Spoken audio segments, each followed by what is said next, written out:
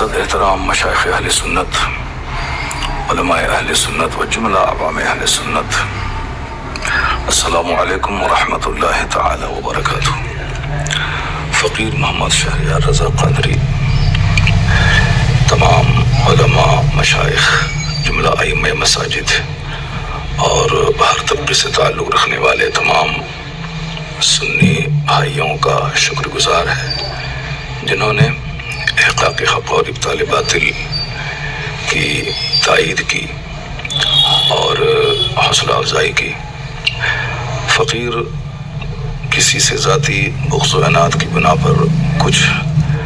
اپنی تقریر میں نہیں کہتا ہے، بلکہ میری ہزاروں تقریروں میں جو اصلاحی مضامین، سائنسی مضامین ہوتے ہیں، اس کے ذریعے میں عوام کو بدعملی سے روکنے کی ایک چھوٹی سی کوشش کرتا ہوں۔ تنبیہاً کبھی جملے سخت ہو جاتے ہیں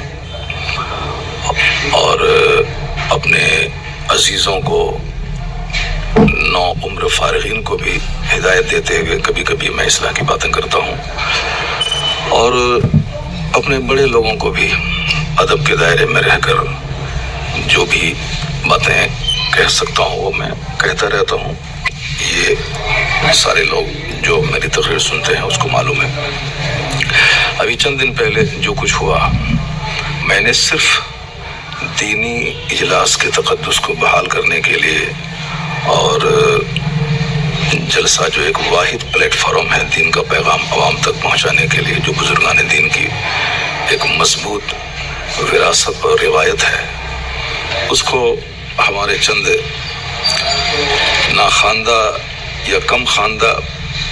نعت خوانوں کی وجہ سے جو تھوڑی پریشانیاں اسٹیج کو لاحق ہیں، اس کے بارے میں بھی گاہے بگاہے میں بولتا رہتا ہوں۔ نعت خوانی کی حد تک رہے، عوام بھی قاعدے سے سنجیدہ مزاج ہو کر اپنے رہنما اور اپنے شعراء کو سنیں۔ تو اسی سلسلے میں ایک ناخوشگوار واقعہ ہوا کہ میں نے اپنے ان عزیزوں کو ڈانٹا کہ بالکل یہ انداز نعت خوانی درست نہیں ہے، کسی بھی طرح مذہبی اسٹیج کے لائق یہ نہیں ہے۔ تو انہیں قبول کر لینا چاہیے تھا، لیکن انہوں نے زبان درازی کی اور تمام علماء اہل سنت کو برا لگا۔ وہ تو کہیے کہ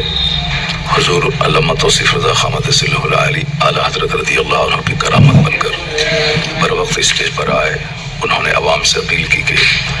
مولانا شہریار صاحب جو کچھ کہہ رہے ہیں وہ سچ کہہ رہے ہیں، ان کی تقریر ہوگی۔ تو معاملہ شانت ہوا اور تقریر فقیر کی ہوئی، اور اس سلسلے میں بہت ساری باتیں سوشل میڈیاز پہ چل رہی ہیں، اور ہم سارے علماء کرام کا شکریہ ادا کرتے ہیں جنہوں نے میری تائید کی اور دلجوئی کی، بالخصوص مفتی شہزاد صاحب، مفتی شمساد صاحب، مفتی افضال صاحب، مفتی شفیق علیم حنفی صاحب اور مفتی عمران حنفی صاحب، اور جتنے بھی ہمارے احباب ہیں، مفتی اختر حسن علیمی صاحب اور بہت سرکردہ افراد سماج کے، بہت ڈاکٹرز، پروفیسرز اور تمام اسٹیٹس کے بڑے بڑے لوگوں نے فون کر کے تائیدی جملے کہا۔ میں سب کا شکریہ ادا کرتا ہوں، چونکہ بہت سارے لوگ جلسے سے بالکل کٹ رہے تھے، آ ہی نہیں رہے تھے سب سننے کے لیے۔ چند کم پڑھے لکھے لوگ ہمارے جلسے میں رہ گئے تھے، تو اس لیے ان لوگوں کو لگا کہ جلسہ مروجہ نعت خوانی اور انداز نعت خوانی سے پاک ہونا چاہیے۔ ان کو اچھا لگا کہ آپ نے ایک ہمت کی کہا، تو میں نے کچھ ذاتی بغض و عناد کی وجہ سے نہیں، صرف مذہبی طور پر الحب فی اللہ والبغض فی اللہ کا جو درس حدیث میں دیا گیا ہے، مجھے برائی سے نفرت ہے اور اس کام کی مذمت ہمارے علماء کرتے رہے۔ میں نے بھی کئی بار اپنے بڑوں کے ٹوکنے پر میں نے توبہ کی ہے۔ ناگپور میں حسینی میاں نے ایک بار مجھ کو ٹوکا، میں نے برجستہ پورے اسٹیج میں نے توبہ کی۔ ہمارے سیمانچل کے ایک بہت بڑے جلسے 50,000 کے مجمع میں غالباً میں نے آج سے 15-20 سال پہلے سبقت لسانی سے کچھ جملے نکلے، ہمارے مشائخ نے مجھے ٹوکا، میں نے فوراً برجستہ میں نے توبہ کی۔ یہ تمہارے بزرگوں کا طریقہ رہا ہے، اس پر عمل کرنا چاہیے اور اس طرح سے زبان درازی نہیں کرنی چاہیے۔ البتہ اب رہی بات، کفیل امبر نے فون کر کے انہوں نے معافی مانگی ہے اور اپنے کیے پر سخت ندامت کا اظہار کیا ہے تو حدیث پاک پر عمل کرتے ہوئے میں اسے معاف کرتا ہوں اور گزارش کرتا ہوں کہ مرتے دم تک کبھی بھی علماء مشائخ کی گستاخی نہ کرے۔ اللہ رب العزت نے جو عزت دی ہے تو اس عزت کو شرعی حدود میں رکھتے ہوئے اس نعمت کا شکر ادا کریں اور کبھی بھی اپنے طرف اور گھمنڈ کا مظاہرہ نہ کریں۔ خاموشی میں نجات ہے۔ بہت ساری باتیں مصلحتاً خاموش رہنے سے ختم ہو جاتی ہیں۔ باقی رہی بات، اگر ہمارے جملے سے کسی کو دل آزاری ہوئی ہے، جیسے اپنے بچے کو لوگ روزانہ ڈانٹ ڈپٹ کرتے ہوئے بہت ساری باتیں کرتا ہے، یہ ہمارے چھوٹے عزیز ہیں، اگر میرے جملوں سے کچھ دل آزاری ہوئی ہے ان عزیزوں کو تو میں اس سے معذرت کرتا ہوں۔ اللہ تبارک و تعالی ہم تمام سنی علماء، ہم تمام سنیوں کو راہ حق پر چلنے کی توفیق عطا فرمائے۔ باقی جلسہ کرانے والے سارے عوام سے میں گزارش کرتا ہوں کہ جلسہ کرتے ہوئے اپنے علاقے کے ذمہ دار علماء سے رابطہ کریں اور بالکل کم خرچ، صاف و شفاف جلسہ، تاکہ لوگ جلسوں سے لوگوں کو نفرت نہ ہو، اور جلسہ روز ہو تو 2-3 گھنٹے کے جلسے میں شرکت کرنے میں لوگوں کو بوجھ نہ ہو۔ اس طرح کا جلسہ کریں، نام و نمود کی خاطر نہیں، صرف سنیت اور مسلک اہل سنت کا پیغام عام کرنے کی خاطر کریں۔ اور ابھی اس سلسلے میں میٹنگ ہوئی ہمارے دیار میں اور تمام علماء کرام نے بیٹھ کر جو باتیں کی، جلسوں کو صاف و شفاف کرنے کے سلسلے میں جو تجاویز پاس ہوئی، ان سب باتوں کی میں تائید کرتا ہوں۔ اور میں اپنے علماء سے گزارش کرتا ہوں کہ وہ اپنے جلسوں کے لیے خود آگے بڑھ کر عوام کو سمجھائیں کہ اس مقاصد جلسہ کیا ہے، اور صرف جلسے کو مشاعرہ نہ بنوایا جائے بلکہ قرآن خوانی اور قرآن پاک کی تلاوت اور تقاریر پہ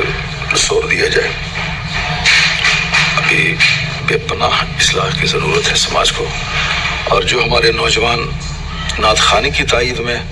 مروجہ نعت خوانی کی تائید میں اپنے علماء سے لڑنے جھگڑنے کی بات کرتے ہیں، اسے بھی ان حرکتوں سے توبہ کرنی چاہیے۔ عالموں کی تعظیم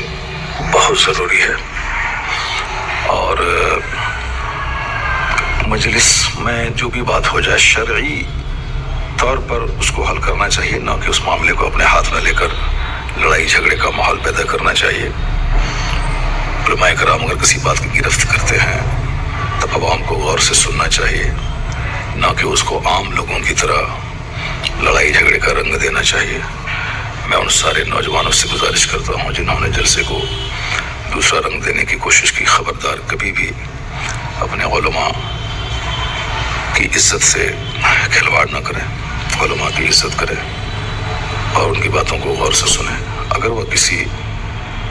خطا پہ، غلطی پہ گرفت کرے تو اس گرفت کو تسلیم کریں۔ اگر گرفت کرنے والے سے کوئی خطا ہوتی ہے تو وہ بھی علماء کرام کی تنبیہات سے آزاد نہیں ہے۔ اپنے بڑوں کا ہمیشہ ادب اور احترام کرنا چاہیے۔ اگر کوئی گرفت کرے تو اس کی اصلاح کو قبول کرنا چاہیے۔ تو میری طرف سے بھی اگر کوئی دل آزار جملے نکلے ہیں، آج بھی ہوں یا کبھی بھی ہوں، میں ان تمام دل آزار جملوں سے رجوع کرتا ہوں، توبہ کرتا ہوں۔ اللہ تعالیٰ مجھے ہمیشہ حق بولنے، حق سننے، حق پر عمل کرنے کی توفیق عطا فرمائے۔ اللہ تعالیٰ مسلک اعلیٰ حضرت مسلک اہل سنت و جماعت کو خوب فروغ اور ترقی دے، اور تمام ذاتی اختلافات، بغض و عناد اور حسد اور کدورت سے تمام مسلمانوں کو بچنے